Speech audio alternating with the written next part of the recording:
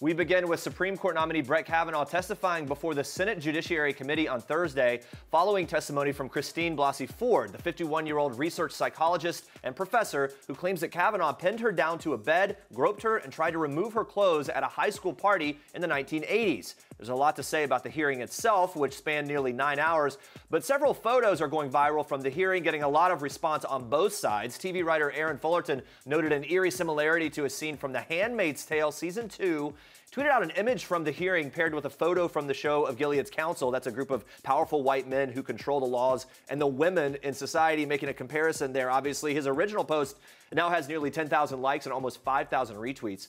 Elsewhere on Twitter, people even drew comparisons between Rachel Mitchell, the sex crimes prosecutor hired by the Republicans to question both Ford and Kavanaugh, comparing her to brutal handmaid enforcer Aunt Lydia. Now, in Ford's emotional 3-hour testimony on Thursday, she revealed she and her family have received death threats since her story became public, that she was testifying, quote, not because I want to be testifying. She admitted, I am terrified. And her voice shook as she relived the memories of that alleged assault. Watch. I was, underneath one of them while the two laughed. Two friends having a really good time with one another.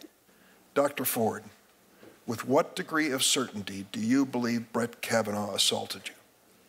100%.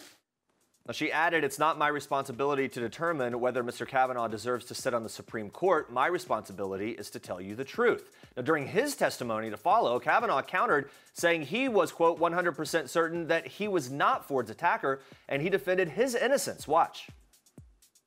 I have never done this to her or to anyone. That's not who I am. It is not who I was. I am innocent of this charge.